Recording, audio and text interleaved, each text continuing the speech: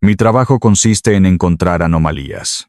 Soy auditor senior de ciberseguridad para una empresa fintech, lo que significa que paso 10 horas al día buscando vulnerabilidades en sistemas diseñados para ser impenetrables. Mi hogar, en teoría, era mi obra maestra, una fortaleza digital en Arturo Soria, Madrid, con cada dispositivo inteligente, cada cámara y cada sensor reportando a un servidor central que yo mismo había construido. Eran las 2 de la madrugada, y como cada mes, realizaba una auditoría de rutina. Los registros de paquetes de datos fluían por la pantalla, una cascada predecible de unos y ceros. Pero entonces, lo vi. Una ligera desviación en el tráfico de la red, insignificante para cualquiera, pero para mí era una nota discordante en una sinfonía perfecta. Ejecuté un análisis más profundo. El sistema detectó una partición fantasma cifrada en la red, originada desde la dirección MAC del ordenador de sobremesa de mi esposa, Elena. Mi primer instinto, el instinto profesional, no fue el de un marido, fue el de un auditor. En lugar de subir y despertarla, me incliné sobre el teclado. Usando el mismo software con el que audito a los bancos, comencé a rastrear la dirección IP de destino. Mi propio cortafuegos intentó bloquearme, una ironía amarga. Lo anulé. Dirigí el rastreo a través de un servidor proxy en Alemania para enmascarar mi huella. El resultado apareció en la pantalla unos minutos después, frío e inequívoco. Cada martes, a las 3 de la madrugada, paquetes masivos de datos salían de mi casa hacia un servidor, alojado por la firma de capital riesgo de mi mejor amigo, Diego Castillo. Miré fijamente la pantalla brillante. El zumbido silencioso del servidor era el único sonido en la habitación. Mi fortaleza digital perfecta no había sido asaltada desde el exterior. La brecha de seguridad estaba dentro. A la mañana siguiente, el olor a café recién hecho llenaba la cocina. Elena estaba de espaldas a mí, moviéndose con la eficiencia familiar de nuestra rutina matutina. Llevaba su bata de seda, y su pelo estaba recogido en un moño informal. Parecía la imagen perfecta de la normalidad. La traición, al parecer, no dejaba rastro visible. «Buenos días, cariño», dijo sin volverse. «He dejado lista la transferencia para las cuotas del colegio de Lucía. ¿Puedes aprobarla desde tu móvil?» Me serví una taza de café, mis manos firmes a pesar del torbellino en mi interior. Mi mente estaba procesando la mentira. Ella estaba discutiendo los gastos de nuestra hija mientras, en secreto, sifonaba datos de nuestra casa. «Claro, lo haré ahora», respondí, mi voz sonando más tranquila de lo que me sentía. Me senté en la isla de la cocina, observándola. Quería ver si había alguna fisura en su fachada. No la había. Decidí sondear el terreno. «Oye, ¿has hablado con Diego últimamente?», pregunté, como si se me acabara de ocurrir. «Hace tiempo que no sé nada de él». Elena se giró, apoyándose en la encimera. Me miró directamente a los ojos, una habilidad que perfeccionó en su carrera como consultora inmobiliaria. «¿Diego? No. Creo que no he hablado con él en semanas». Mintió. «Estará ocupado con alguna nueva adquisición. Ya sabes cómo es». No hubo ni un parpadeo, ni una duda. La mentira fue tan suave y pulida como la encimera de mármol bajo mis codos. Y en ese momento, supe que esto no era un error impulsivo, no era una indiscreción momentánea, era una operación planificada y ensayada. El descubrimiento de la noche anterior no era el principio de la historia. Yo solo estaba llegando al capítulo intermedio. Mientras me preparaba para ir a mi oficina en el Paseo de la Castellana, me detuve en el vestíbulo. Carmen, nuestra ama de llaves y niñera, estaba organizando el correo sobre la consola. Carmen llevaba con nosotros desde que Lucía era un bebé. 55 años, colombiana, con la dignidad silenciosa de alguien que ha visto mucho más de lo que dice. Su experiencia como antigua empleada de contabilidad se manifestaba en una meticulosidad casi obsesiva. Vi cómo separaba las cartas. La pila principal a un lado, y 2 sobres de aspecto oficial, con membrete del registro mercantil, al otro. Su expresión era tensa, casi imperceptiblemente. Colocó esos 2 sobres en la parte inferior de una pila de revistas que sabía que Elena leería. «¿Todo en orden, Carmen?», pregunté. Levantó la vista, sorprendida. Sus ojos se encontraron con los míos por un instante, Vi una chispa de preocupación, rápidamente reprimida. Sí, señor Mateo, todo en orden. Pero su lenguaje corporal decía lo contrario. La forma en que sus dedos se demoraron en esos sobres. La rigidez de sus hombros. ¿Has notado algo inusual con el correo últimamente? Insistí, bajando la voz. Carmen dudó. Su lealtad era hacia la familia que le pagaba, pero su integridad era suya. Miró hacia la escalera, asegurándose de que no nos oían. Señor, comenzó, eligiendo sus palabras con el cuidado de un contable que cuadra un balance. A veces llegan cartas del registro, cartas que requieren firma. Llegan cuando usted está en el trabajo, y para cuando usted vuelve a casa, ya no están. No dijo que Elena las escondía. No necesitaba hacerlo. Simplemente declaró una anomalía en el sistema físico, igual que yo había encontrado una en el digital. Asentí lentamente, el frío en mi estómago intensificándose. El robo digital tenía una contrapartida física, un rastro de papel. Las puertas de cristal de mi oficina se deslizaron con un siseo. El aire acondicionado era gélido, un bienvenido contraste con el calor de la calle y el hielo que se formaba en mis venas. Ignoré a mi equipo y me dirigí directamente a una de las salas de servidores seguras, una jaula de Faraday donde ninguna señal podía entrar o salir sin ser registrada. Necesitaba interceptar los paquetes de datos de mi casa, pero no podía hacerlo directamente. Si Diego, con su propio equipo de expertos en tecnología, detectaba una intrusión desde mi IP corporativa, la alarma saltaría. Me senté en la terminal de servicio, conectándome a mi red doméstica a través de una serie de servidores proxy en cascada, haciendo rebotar la señal desde Alemania a Estonia y luego a Singapur, antes de que llegara a mi objetivo. Estaba creando una huella digital falsa. Inicié una captura de paquetes, esperando el siguiente envío programado. No tuve que esperar mucho. Un pequeño pulso de datos, un paquete de enlace, fue enviado desde el ordenador de Elena. Lo intercepté. La encriptación era de nivel empresarial, pero la clave de enlace era débil. Una puerta trasera dejada para facilitar el acceso. Un error de aficionado. Un error arrogante. Ejecuté el software de descifrado.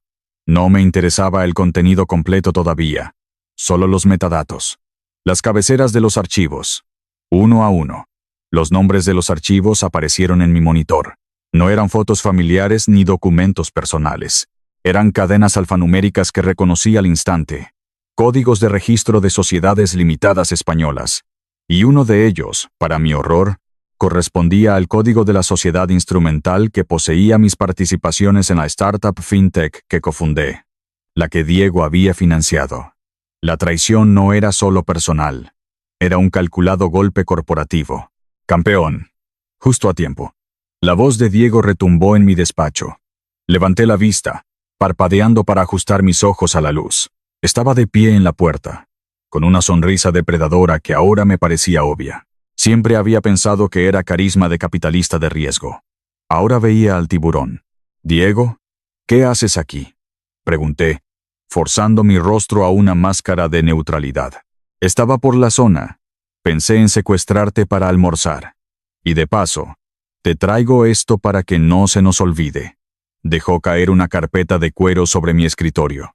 «Es solo la actualización de accionistas para la junta. Pura burocracia. Fírmalo. Y nos vamos». Su tono era agresivo bajo una capa de camaradería. Me empujaba a actuar sin pensar. Mi instinto de auditor se activó. Abrí la carpeta y empecé a leer el documento, ignorando su impaciencia. Las primeras páginas eran estándar.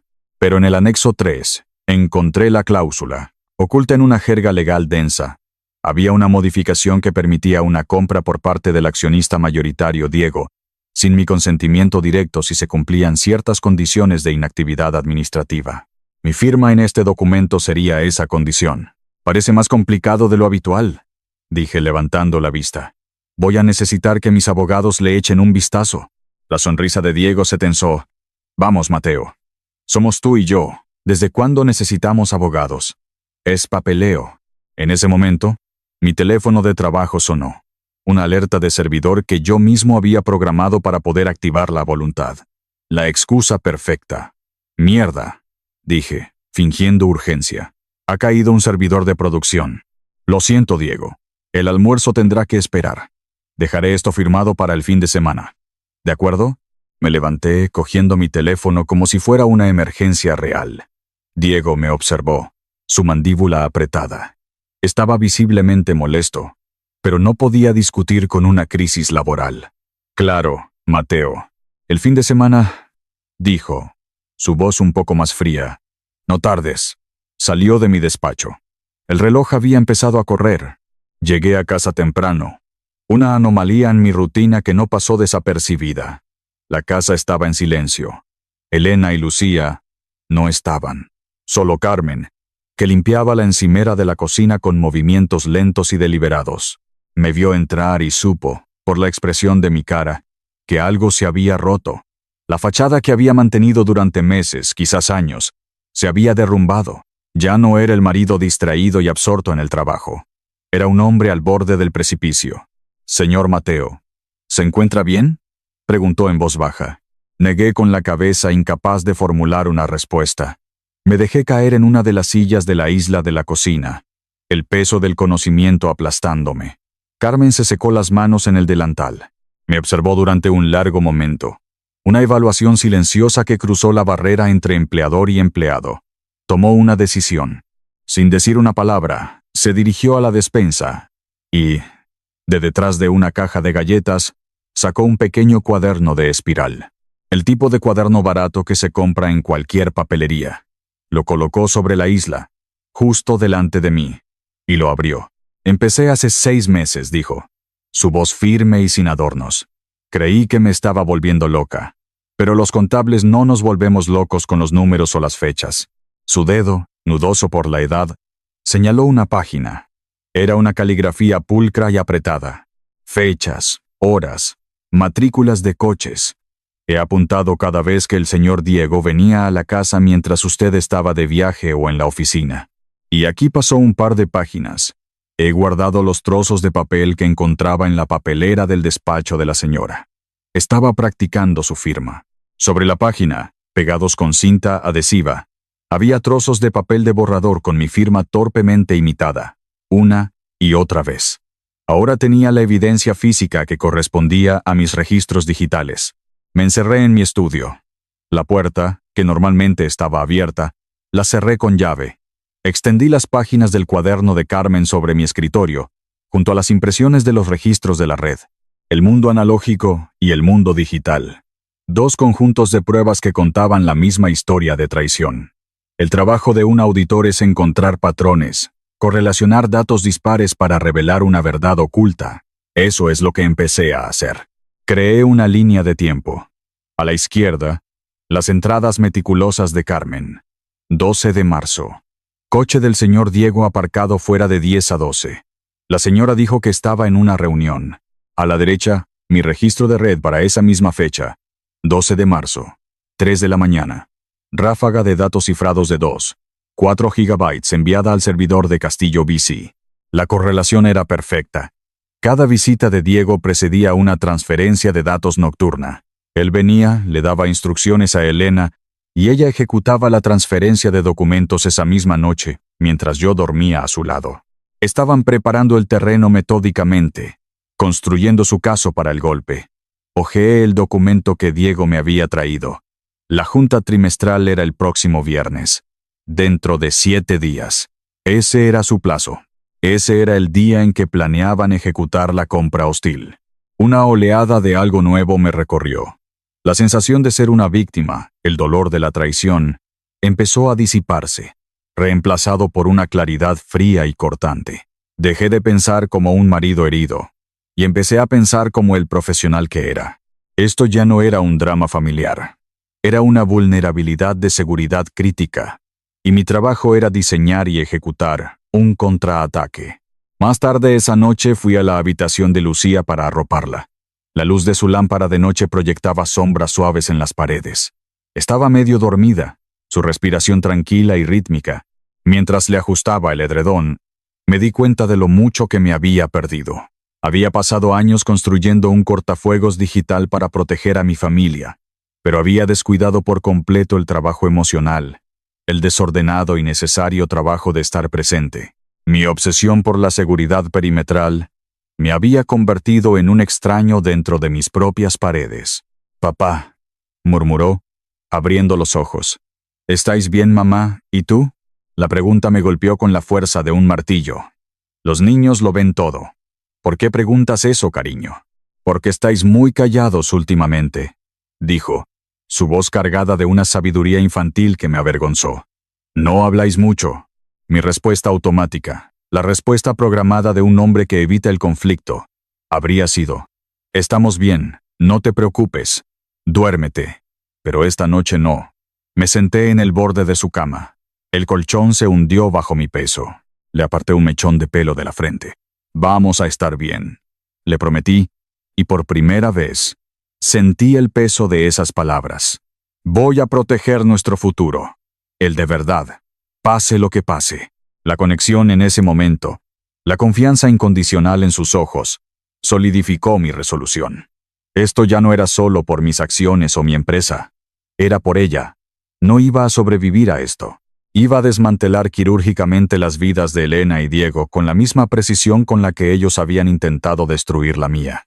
Al salir de su habitación, mi mirada se posó en la pequeña lente de la cámara de seguridad del pasillo, un dispositivo que yo mismo había instalado. Con un movimiento deliberado, extendí la mano y la desconecté. La era de la observación pasiva había terminado. El lunes por la mañana, en lugar de ir a mi oficina, me dirigí a una pequeña cafetería en el barrio de Salamanca. El aire olía a café caro y a dinero antiguo. Allí me esperaba Silvia, una abogada corporativa conocida por su ferocidad. No quería a un amigo, quería a un arma.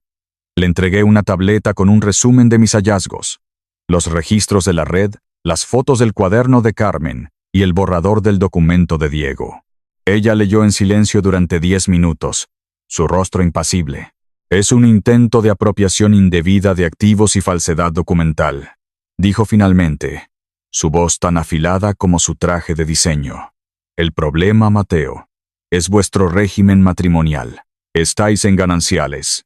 Legalmente, ella tiene derecho a la mitad de tus activos, incluidas tus participaciones, hasta que un juez dictamine que hubo fraude. Para cuando eso ocurra, ya habrán transferido y disuelto todo. Entonces tenemos que actuar antes», afirmé. «Quiero crear una sociedad instrumental, una SL pantalla. Usaremos un resquicio en el código de cumplimiento de mi propia empresa para transferir mis participaciones a esa nueva entidad antes de la junta del viernes. Quiero que sea a prueba de balas». Silvia arqueó una ceja, impresionada. «Es una maniobra agresiva y rápida. Necesitaré registrar la sociedad, redactar las actas de transferencia y presentarlo todo en menos de 4 días. Va a ser caro». «¿Cuánto?», pregunté. «Todos tus ahorros líquidos», respondió sin rodeos. «Y probablemente más». Miré la taza de café que tenía delante. El reflejo distorsionado de un hombre que estaba a punto de apostar toda su seguridad financiera para recuperar el control. «Autorizado», dije. «Hunde hasta el último céntimo que tengamos. Pero asegúrate de que esa fortaleza sea inexpugnable». De vuelta en la seguridad de mi oficina, inicié una auditoría de mis propias finanzas. El pago a Silvia había dejado mi cuenta de ahorros personales temblando. Ahora necesitaba saber si Elena había hecho algún movimiento. Abrí la interfaz de nuestra cuenta conjunta. Todo parecía normal a primera vista. Pero mi trabajo me ha enseñado a mirar debajo de la superficie. Profundicé en las autorizaciones y mandatos pendientes. Y allí estaba. Un mandato SEPA, una transferencia programada, autorizada por Elena 2 días antes. El destino, una cuenta en un paraíso fiscal. El importe, la totalidad del fondo que habíamos creado para la Universidad de Lucía. La fecha de ejecución, en 48 horas. Sentí una oleada de rabia tan pura que me dejó sin aliento. Robarme a mí era una cosa. Robarle el futuro a su propia hija era cruzar una línea que ni siquiera yo pensaba que existía. Pero el pánico no era una opción. Usando mis credenciales de administrador bancario, accedí a los detalles del mandato. No podía cancelarlo sin levantar una alerta que Elena vería al instante. Pero podía editarlo. Con precisión quirúrgica, cambié un solo dígito del número de cuenta de destino. Un error aparentemente trivial. El sistema bancario intentaría ejecutar la transferencia, pero al no encontrar la cuenta, la transacción rebotaría. El dinero no se perdería, pero quedaría atrapado en el limbo del sistema de compensación durante al menos 5 días hábiles. 5 días que yo necesitaba desesperadamente. Hice clic en guardar. Acababa de manipular el sistema financiero europeo desde mi escritorio para comprar tiempo. El miércoles, Diego me llamó. Necesito desahogarme. ¿Un partido de squash después del trabajo? Te recojo en tu oficina. Era una táctica obvia. Quería tenerme en un espacio cerrado y competitivo para medir mi nivel de sospecha. Acepté. El club privado era todo madera oscura y silencio respetuoso. En la pista, la atmósfera cambió. Diego jugaba con una agresividad desmedida, golpeando la pequeña bola de goma como si quisiera pulverizarla. Cada golpe contra la pared frontal resonaba como un disparo. «Entonces, ¿esa auditoría tuya va bien?», gritó entre jadeos, mientras yo devolvía una dejada. «Pareces estresado. Quizás por eso no has tenido tiempo de firmar ese papelito». «Migraciones de servidores», respondí, fingiendo agotamiento y fallando un golpe a propósito. Un auténtico infierno. Apenas he dormido. No he tenido cabeza para nada más. Dejé que me ganara el primer juego fácilmente, reforzando su percepción de mí como el técnico adicto al trabajo y despistado. «Deberías delegar más, Mateo», dijo, con una falsa preocupación que ahora me resultaba insultante. «Concentrarte en la estrategia general. Dejar los detalles a otros». Era una clara alusión a su plan. Quería que yo me apartara y le dejara el control. Le seguí el juego, quejándome de la incompetencia de mi equipo y de la presión de la junta. Para el final del partido, él estaba relajado, sonriente, completamente convencido de que yo seguía siendo el mismo hombre predecible y fácil de manipular que siempre había conocido. Su arrogancia, me di cuenta mientras recogíamos nuestras cosas, era su mayor vulnerabilidad, y yo estaba a punto de explotarla. Diego siempre fue un esclavo de la tecnología y la comodidad. Mientras se duchaba, dejó su bolsa de gimnasio en el banco del vestuario. Su teléfono estaba dentro, y sabía por su reloj inteligente que llevaba en la muñeca, que el teléfono estaría desbloqueado por proximidad. Tenía, como mucho, 3 minutos. Era una ventana de oportunidad ridículamente pequeña, pero en mi mundo, 3 minutos son una eternidad. Con la toalla al hombro para ocultar mis movimientos, me acerqué a su bolsa. Mi corazón latía con fuerza, no por miedo, sino por la adrenalina de la operación. Saqué discretamente de mi propia bolsa un pequeño dispositivo que parecía una memoria USB normal, pero que era una herramienta forense de alta velocidad. Era de color azul brillante. Deslicé la mano en su bolsa, localicé el teléfono y conecté el dispositivo al puerto de carga. Una pequeña luz LED parpadeó. El script se estaba ejecutando, clonando la dirección MAC del dispositivo, los certificados de seguridad y las claves de enlace de la red Wi-Fi y Bluetooth. Eran las llaves digitales de su reino. El script tardó 45 segundos. Una barra de progreso invisible en mi mente llegó al 100%. Retiré el dispositivo justo cuando oí el agua de la ducha detenerse. Guardé el USB azul en mi bolsillo y volví a mi taquilla segundos antes de que Diego saliera del baño, silbando. Ahora tenía acceso de puerta trasera a toda su vida digital. Me senté en mi coche, en el aparcamiento del club. El sol de la tarde se filtraba a través del parabrisas, pero yo sentía un frío glacial. Conecté el USB azul a mi portátil. Utilizando las claves de enlace clonadas, mi portátil se hizo pasar por el teléfono de Diego, eludiendo su autenticación de 2 factores. Accedí a una copia de seguridad de sus aplicaciones de mensajería. Abrí el hilo de conversación privado entre él y Elena. Empecé a leer. Meses y meses de mensajes. Al principio, eran solo de planificación, discutiendo los documentos, los plazos, la estrategia legal. Pero a medida que me desplazaba hacia atrás, el tono cambiaba. Se volvían más personales. Se burlaban de mi previsibilidad. «Hoy lleva la corbata gris», escribió Elena una vez. «Eso significa que está estresado por un despliegue. No notará nada durante días». Diego respondió con un emoji de risa. El pequeño soldado de los servidores, siempre protegiendo sus máquinas. Se burlaban de mi forma de hablar. de mi concentración, de mi distancia emocional, la misma distancia que ellos habían cultivado y explotado. Mi supuesto defecto no era un defecto para ellos, era una herramienta. Leí cómo planeaban un futuro juntos después de despojarme de todo. Un futuro financiado con mi trabajo y mi creatividad. La última pizca de sentimiento que me quedaba por mi matrimonio. Cualquier duda sobre la justicia de mi contraataque se evaporó. El dolor se transformó en una claridad absoluta y gélida. Esto no era una venganza, era una erradicación. Llegué a casa, y el olor de la cena flotaba en el aire. Elena me esperaba en la cocina, con una copa de vino en la mano, y una sonrisa radiante. Sobre la isla, junto a la tabla de cortar, había una pila de papeles y un bolígrafo. El escenario estaba preparado para el golpe de gracia. «Cariño, qué bien que llegas», dijo, dándome un beso en la mejilla que se sintió como el contacto de una serpiente. «Antes de que nos sentemos, ¿podrías firmar esto? Es la declaración trimestral de impuestos de la propiedad. El gestor la necesita mañana sin falta». Con una estudiada naturalidad, colocó el documento fiscal encima de la pila. Sabía, sin necesidad de mirar, que debajo estaba el documento de transferencia de acciones que ella había falsificado, la firma que había estado practicando. Sonreí. Claro, ningún problema.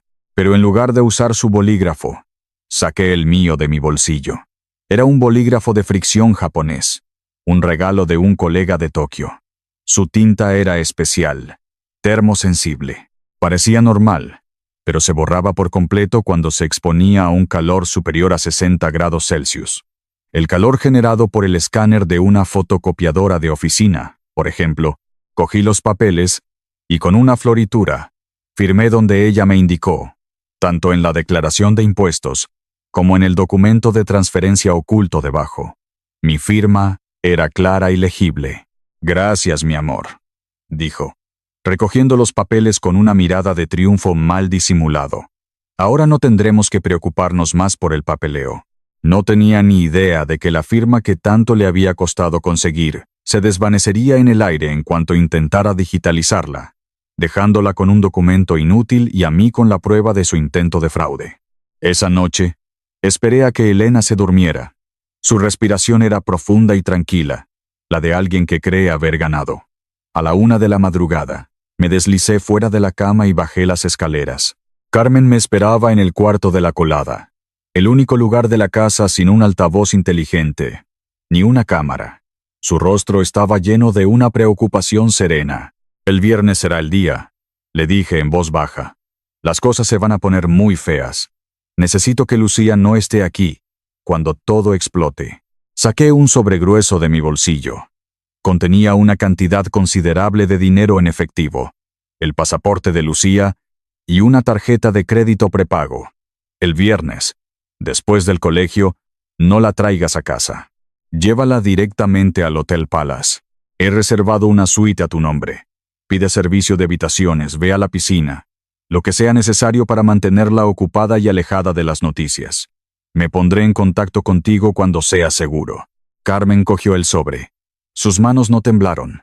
Me miró a los ojos, y en su mirada no vi a una empleada, sino una cómplice, a una guardiana. Asintió en silencio. Su lealtad, forjada en el respeto y la decencia humana, era un sistema de seguridad más robusto que cualquier cortafuegos que yo hubiera podido programar. Los activos físicos, los más importantes, estaban ahora a salvo.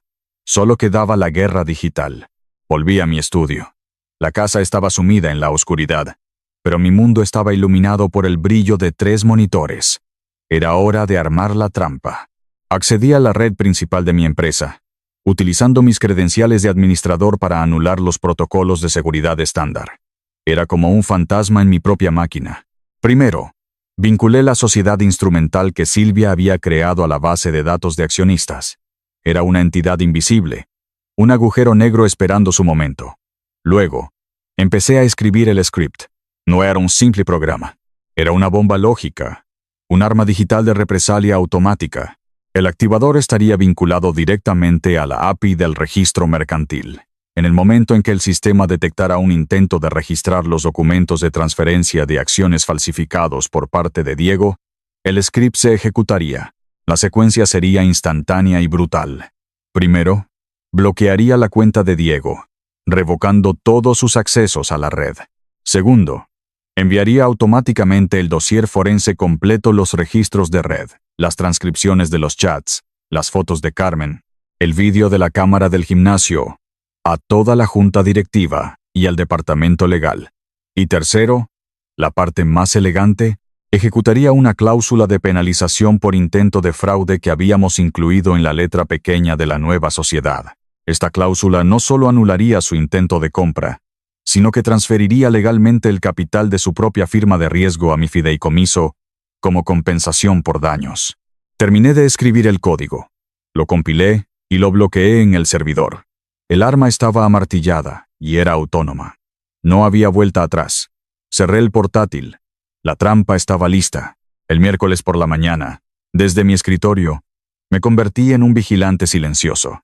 Tenía un monitor dedicado exclusivamente a monitorizar el tráfico de red entre la casa y los servidores de Diego. Alrededor de las 11, detecté un pico repentino de tráfico cifrado. No era una transferencia de datos, era un intento de acceso. Utilizando las claves que había clonado, Diego estaba intentando acceder a mi almacenamiento personal en la nube. Era un ataque psicológico. Quería borrar nuestras fotos familiares, los vídeos de Lucía, los recuerdos digitales de una vida que ahora sabía que era una farsa. Quería borrarme de mi propia historia. Mi primer impulso fue bloquear su acceso de inmediato. Pero un auditor no reacciona, analiza. En lugar de levantar un muro, creé un espejo. En cuestión de segundos, configuré un entorno de pruebas, una copia idéntica de mi nube, pero llena de archivos corruptos y datos falsos. Desvié su intento de acceso a este sandbox. Desde su perspectiva, él estaba dentro, eliminando archivos con éxito. Veía las carpetas vaciarse, los iconos desaparecer, pero en realidad, solo estaba borrando copias sin valor mientras cada uno de sus clics, cada comando que ejecutaba, quedaba registrado con su dirección IP y una marca de tiempo indeleble. Estaba convirtiendo su ataque psicológico en otra pieza de evidencia forense para el dossier criminal. Dejé que continuara, alimentando su arrogancia, dejándole creer que tenía el control total. Esa misma tarde, visité a Silvia en su despacho. Necesitaba anclar legalmente la trampa financiera. La sociedad instrumental era el escudo, pero necesitaba una lanza. La estructura de la sociedad es sólida, me dijo, revisando los documentos finales. Pero si Elena alega coacción emocional o angustia mental, un juez de familia podría congelar los activos de la sociedad temporalmente, dándoles tiempo para encontrar una escapatoria. No podemos permitirnos ningún retraso, dije. Quiero que el control sea absoluto e irrevocable.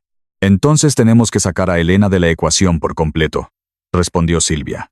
Crearemos un fideicomiso familiar. Nombrarás a tu hija, Lucía, como única beneficiaria irrevocable. El control de ese fideicomiso, los activos de la sociedad, todo, pasará a ella. Pero como es menor de edad, necesita un fideicomisario independiente para administrarlo en su nombre. Carmen, dije sin dudar. Carmen Reyes.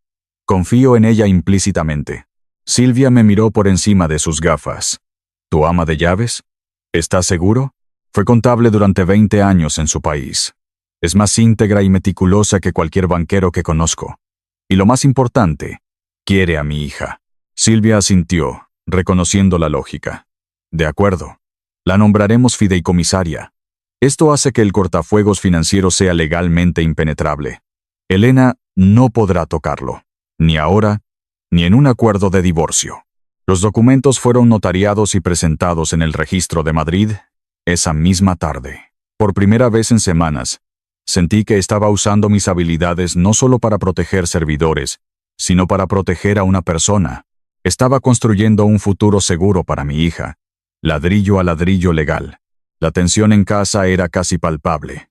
El miércoles por la noche, mientras preparaba la cena, Elena entró en la cocina. No me miró. Abrió el frigorífico, sacó una botella de agua y se apoyó en la encimera. Mi tarjeta de crédito ha sido rechazada, dijo. Su voz carente de toda calidez. Intenté comprar unos billetes de avión y la transacción no se procesó. La tarjeta estaba vinculada a la cuenta conjunta que yo había vaciado discretamente para pagarle a Silvia. La primera grieta en su plan perfecto había aparecido. «Qué raro», respondí, manteniendo mi voz tranquila, mientras cortaba verduras con una precisión metódica. «Debe ser un fallo general. Ha habido problemas con los servidores de la pasarela de pago toda la semana. Llamaré al banco por la mañana para ver qué pasa». Me miró fijamente, sus ojos entrecerrados. Estaba buscando una señal, una mentira, una vacilación. No le di nada. «Más te vale», espetó. «Tengo cosas que hacer». Por un instante, la máscara se deslizó. Vi en su rostro el desprecio puro que había leído en sus mensajes. La ira de que su cajero automático personal estuviera fallando. Luego, tan rápido como apareció, la emoción se desvaneció, reemplazada de nuevo por una fría indiferencia. Aceptó mi mentira, pero el tono agudo y cortante de su voz era una confesión. La ilusión doméstica se estaba fracturando a una velocidad alarmante. El jueves por la mañana yo ya estaba en la oficina. Mi teléfono vibró con una notificación segura. Era de Carmen. Una sola foto. Mi corazón se aceleró. Según me contó más tarde, un mensajero privado había llegado a la casa a las 10 de la mañana con un sobresellado para Elena. Elena estaba en la ducha. El mensajero, siguiendo el protocolo, requería una firma para la entrega. Carmen, con una rapidez mental asombrosa, interceptó al mensajero en la puerta. Firmó el acuse de recibo con un garabato ilegible y cogió el paquete. Sabía lo que era. Corrió al cuarto de la colada.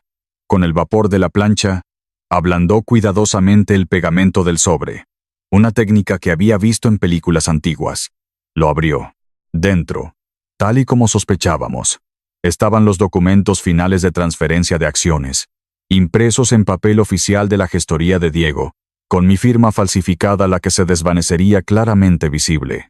Carmen colocó los documentos en el suelo, los fotografió con su teléfono y luego, con la misma precisión, volvió a sellar el sobre. Cuando Elena bajó las escaleras envuelta en una toalla, Carmen le entregó el paquete, diciendo simplemente: «Esto ha llegado para usted, señora». Ahora tenía la prueba definitiva en mi servidor seguro. La pistola humeante.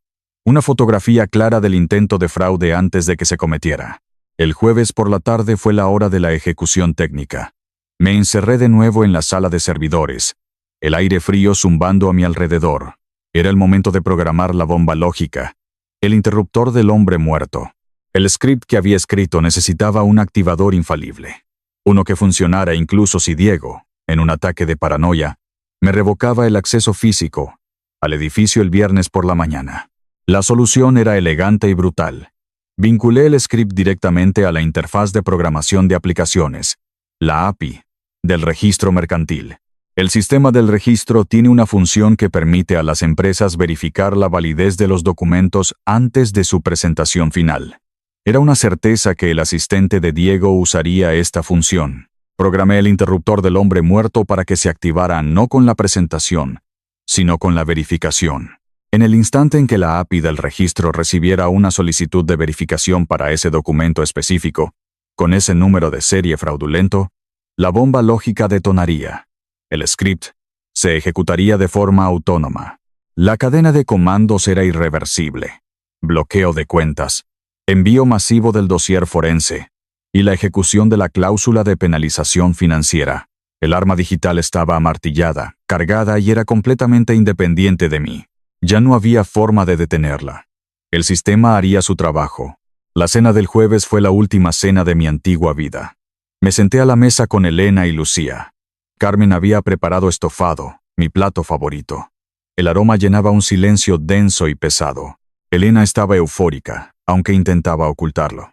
Hablaba sin parar de un viaje de fin de semana que había planeado para nosotros, dos a un balneario de lujo. Era su coartada, el escenario que había montado para estar lejos mientras Diego finalizaba el golpe en la junta. Asentí y sonreí, interpretando mi papel. «Suena maravilloso, cariño», dije. La miré a través de la mesa. Por primera vez, no veía a mi esposa. No veía los 20 años de historia compartida. Veía a una entidad hostil, una extraña con la cara de la mujer a la que una vez amé. Estudié sus gestos, la forma en que su sonrisa no llegaba a sus ojos, La forma en que miraba su teléfono cada pocos minutos, esperando sin duda un mensaje de confirmación de su amante. No sentí ira. No sentí tristeza. Solo un profundo y frío duelo. Un duelo por los años que había perdido construyendo un cortafuegos alrededor de un fantasma, protegiendo una relación que ya estaba muerta. Al aceptar su falso viaje, al sonreírle, me liberé. El último hilo de dependencia emocional se rompió. Estaba, por fin, libre de su manipulación. Viernes, 7 de la mañana. El sol apenas se asomaba por el horizonte de Madrid. Mientras Elena dormía, me moví por la casa en silencio, con la eficiencia metódica de un técnico que se prepara para un despliegue crítico. En mi estudio, imprimí y organicé las pruebas físicas, las páginas del cuaderno de Carmen, los registros de la red, las fotos del paquete del mensajero, los documentos notariados del fideicomiso de Lucía. Cada papel era una pieza de mi arsenal. Coloqué todo en mi maletín, junto a mi portátil. Fui a la habitación de Lucía. Dormía profundamente, abrazada a un oso de peluche. Le di un beso en la frente, un ancla en medio de la tormenta que estaba a punto de desatar. Al salir, pasé por la cocina. Carmen ya estaba allí, preparando el desayuno como cualquier otro día. Nuestras miradas se cruzaron. Le di un sutil asentimiento. El plan de extracción estaba confirmado. Cuando salí al vestíbulo, saqué las llaves de la casa de mi bolsillo. Las llaves del coche, las llaves de la oficina, las llaves de nuestra vida. Con un movimiento deliberado, dejé la llave de la casa sobre la consola de la entrada. Un símbolo silencioso de mi partida definitiva. No volvería a entrar en esa casa como su marido. Salí y cerré la puerta detrás de mí. Las piezas estaban en movimiento. La junta directiva me esperaba. Llegué a la sede de la FinTech a las 9:30. Media hora antes de la reunión. El edificio era una torre de cristal y acero en el corazón financiero de Madrid. Un monumento a la tecnología y al capital que yo había ayudado a construir. Entré en la sala de juntas del último piso. Las paredes de cristal ofrecían una vista panorámica de la ciudad. Diego ya estaba allí. Estaba de pie junto a la enorme mesa de caoba, charlando animadamente con otros 2 miembros de la junta. Vestía un traje a medida que gritaba poder y éxito. Cuando me vio, su rostro se iluminó con una sonrisa que ahora sabía que era de depredador. Parecía un conquistador en la víspera de su victoria final. «Mateo», exclamó. «Pensé que llegarías tarde, como siempre, atrapado en algún servidor». Los otros miembros de la junta rieron. Jugué mi papel. Hoy no. Quería asegurarme de que todo estuviera listo para la presentación. Tomé mi asiento habitual, en el extremo opuesto de la mesa, en lugar del técnico. Abrí mi portátil y lo conecté a la red local. La pantalla cobró vida. En la esquina de mi monitor, un pequeño icono verde me confirmó que mi script, mi bomba lógica, estaba activo y esperando su detonante. Diego me dedicó una sonrisa condescendiente, un último gesto de desprecio. Luego, se giró hacia su asistente e hizo una señal para que comenzara la presentación. No tenía ni idea de que estaba de pie sobre una mina antipersona digital. La trampa estaba lista. La ejecución estaba a punto de comenzar. La reunión comenzó. Diego tomó la palabra, su voz resonando con una confianza ensayada. Anunció a la junta que, debido a un estrés personal imprevisto, yo había decidido dar un paso atrás de mis responsabilidades activas, y que, para asegurar la estabilidad de la empresa, le había transferido mis derechos de voto mayoritarios. En la pantalla gigante del proyector, apareció un documento, la transferencia de acciones. Mi firma, falsificada, aparecía claramente en la parte inferior. Era la firma que había estado practicando Elena, ahora digitalizada a partir del documento que yo había firmado con el bolígrafo de tinta evanescente. Obviamente, el escáner no había generado suficiente calor, un fallo por mi parte. Pero no importaba. Tenía otros sistemas redundantes. Como pueden ver, dijo Diego señalando la pantalla, Mateo ha firmado la transferencia. Es totalmente legal. Fingí confusión. Diego, perdona. Interrumpí, mi voz tranquila pero firme, asegurándome de que se grabara en las actas de la reunión. ¿Podrías confirmar la fecha y el notario que certificó ese documento? No recuerdo haber firmado eso. Diego sonrió con condescendencia. Vamos, Mateo. Tu memoria debe de estar fallando por el estrés. Lo firmaste el miércoles. Y fue certificado por mi gestor. Está todo en regla, confirmó el fraude. En voz alta, delante de testigos. Era todo lo que necesitaba. Los demás miembros de la junta me miraron, esperando que entrara en pánico, que protestara. En lugar de eso, me recliné en mi silla y esperé. El asistente de Diego, un joven nervioso, se sentó ante un terminal. Procedo a subir la copia digital al registro para su verificación final, anunció. Una barra de progreso apareció en la pantalla del proyector. 10%.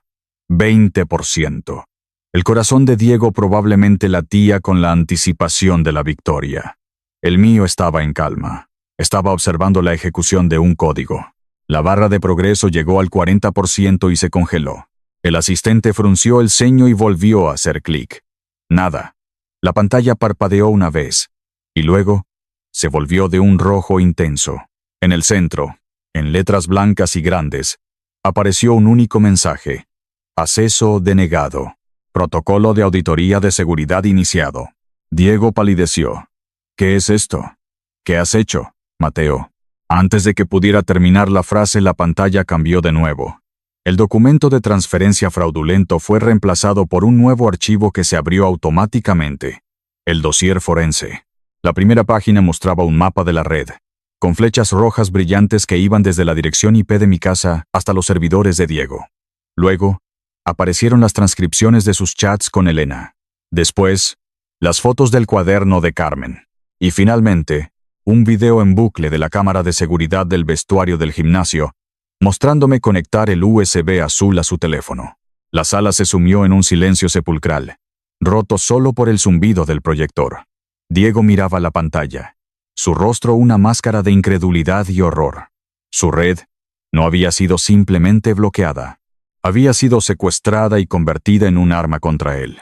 «¡Seguridad!», gritó Diego, su voz aguda por el pánico. «Está hackeando el sistema. Que alguien lo detenga». Me levanté lentamente. Mi silla no hizo ningún ruido sobre la alfombra. Todos los ojos estaban puestos en mí. «No estoy hackeando nada, Diego», dije, mi voz resonando en la sala silenciosa.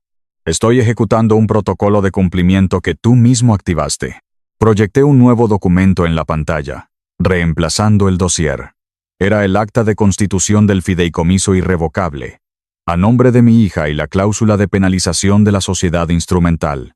Al intentar verificar un documento fraudulento contra la API del registro, activaste legalmente una cláusula de incumplimiento grave.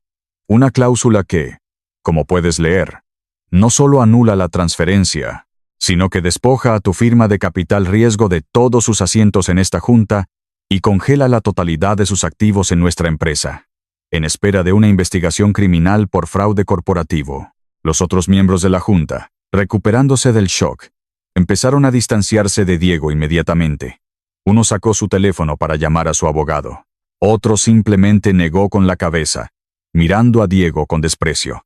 Estaba acabado, profesional y legalmente destruido. Sin decir una palabra más, cerré mi portátil, lo metí en mi maletín y me dirigí a la puerta. Mi trabajo aquí había terminado. Conduje directamente a casa.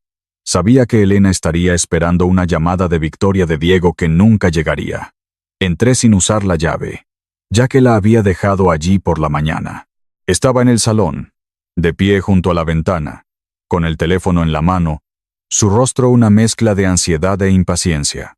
Me vio, y su expresión cambió, intentando componer una máscara de normalidad. «Mateo, estás en casa temprano. ¿Cómo ha ido la...?» No la dejé terminar. Me acerqué a la mesa de centro, la que ella había elegido con tanto esmero, y dejé caer mi maletín. Lo abrí y saqué el dossier físico, el cuaderno de Carmen, las fotos del paquete del mensajero, y, por último, los documentos del fideicomiso a nombre de Lucía. Los esparcí sobre el cristal. El color desapareció de su rostro mientras reconocía las pruebas. Su boca se abrió y se cerró sin emitir sonido. Finalmente, su fachada se derrumbó. Las lágrimas brotaron de sus ojos, lágrimas de actriz. «Mateo, yo puedo explicarlo. Diego me obligó. Me manipuló. Era su último intento, la última herramienta de su arsenal, la victimización. Pero yo ya no era vulnerable a ese ataque. La miré, y por primera vez en mucho tiempo, no sentí absolutamente nada. Ni rabia, ni dolor, ni amor. Nada. El cortafuegos emocional que había construido para protegerme de ella por fin estaba completo, y era impenetrable. Por favor, suplicó, cayendo de rodillas. Podemos arreglar esto. Podemos ir a terapia. Por Lucía. Por nosotros. La imagen era patética. Una depredadora intentando hacerse pasar por una oveja herida. Me agaché, pero no para consolarla. La miré directamente a los ojos, asegurándome de que entendiera que no había vuelta atrás. No hay nosotros, Elena, dije, mi voz tranquila y firme. La casa se pondrá a la venta el lunes. Las cuentas conjuntas están congeladas. La abogada de mi divorcio, Silvia, se pondrá en contacto con la tuya para discutir los arreglos de la custodia de Lucía. Se quedó sin aliento, como si la hubiera golpeado. Construí un hogar inteligente para protegernos. Continué, levantándome. Instalé cámaras, sensores, cortafuegos. Pero el error fue mío. La amenaza nunca estuvo fuera. Estaba aquí. Debería haber estado protegiéndome de ti. Me di la vuelta y caminé hacia la puerta. Ella se quedó arrodillada en el suelo, rodeada de las ruinas de su complot. Una reina destronada en un reino de mentiras. Salí de la casa por última vez y no miré atrás. Conduje hasta el Hotel Palace. La adrenalina de la confrontación se estaba desvaneciendo, dejando paso a un agotamiento profundo y a la pesada realidad de mi familia rota. Entré en la suite. Lucía estaba sentada en un sofá, haciendo deberes en una tableta, mientras Carmen veía la televisión a un volumen bajo, vigilándola. Lucía levantó la vista, y al verme, su rostro se iluminó. «Papá», corrió hacia mí, y la abracé con fuerza, enterrando mi cara en su pelo. Olía a champú de fresa y a inocencia. Sentí una oleada de emoción real, sin filtros. La primera en lo que pareció una eternidad. Era amor puro. Era la razón de todo. Después de un momento, me separé y me volví hacia Carmen, que se había levantado y nos observaba con una sonrisa discreta.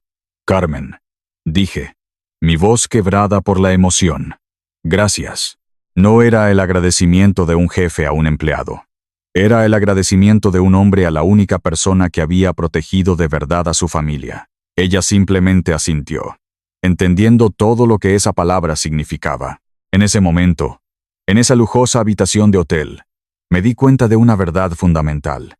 La verdadera seguridad no proviene de los cortafuegos digitales ni de los sistemas de vigilancia. Proviene de la lealtad humana, de la confianza, de las personas que te cuidan cuando tus muros se derrumban. Una semana después, me reuní con Carmen en una cafetería tranquila. El divorcio estaba en marcha. Diego estaba bajo investigación por fraude corporativo, y su empresa se había derrumbado. La casa de Arturo Soria estaba en el mercado. Carmen estaba preocupada. «Señor Mateo, ahora que la casa se vende y la familia», comenzó, sin saber cómo terminar. Temía por su trabajo, por su futuro. La interrumpí. Deslicé un contrato sobre la mesa. «Estoy iniciando mi propia firma de auditoría de ciberseguridad independiente», le expliqué. «Y quiero contratarte. No como ama de llaves, como jefa de operaciones. Tu experiencia en contabilidad, tu meticulosidad, tu integridad. Eres exactamente la persona que necesito para gestionar el negocio mientras yo me encargo de la parte técnica». Carmen cogió el contrato. Sus ojos recorrieron las cláusulas, el cargo, y luego se detuvieron en el salario. Era más del doble de lo que yo le pagaba. Levantó la vista, y vi lágrimas en sus ojos. Pero esta vez, no eran lágrimas de miedo o tristeza. Eran lágrimas de orgullo y gratitud. «Gracias, señor Mateo», susurró. «No, gracias a ti, Carmen». Cogió el bolígrafo y firmó el contrato con mano firme. Su estatus había cambiado. Ya no era una empleada doméstica invisible. Era una socia profesional respetada. 6 meses después, mi nuevo apartamento en el centro de Madrid era más pequeño, más modesto. No era un hogar inteligente. No había cámaras en los pasillos ni sensores en las ventanas. Las luces se encendían con interruptores normales. Era silencioso y tranquilo. Había pasado por el caos de las batallas legales, la venta de la casa, la reorganización de mi vida. Elena había conseguido la custodia compartida, pero bajo estrictas condiciones financieras supervisadas por el fideicomiso de Carmen. Diego se enfrentaba a la cárcel. Yo había ganado la guerra, pero el precio había sido mi vida anterior. Lucía entró corriendo en el salón desde su habitación, sosteniendo una caja. «Papá, ¿me ayudas con este puzzle? Es de 1000 piezas». Mi instinto, el viejo instinto, fue mirar el teléfono, comprobar un registro del servidor, responder a un correo electrónico. Pero ese instinto se había ido. En su lugar, sonreí. Apagué la pantalla de mi portátil y me senté en el suelo con ella, sin dudarlo un segundo. Mientras volcábamos las piezas sobre la alfombra, narré para mis adentros que había perdido a mi mejor amigo y a mi esposa, pero había recuperado mi vida. Había aprendido que el trabajo más importante no era construir muros para mantener a la gente fuera, sino saber a quién dejar entrar.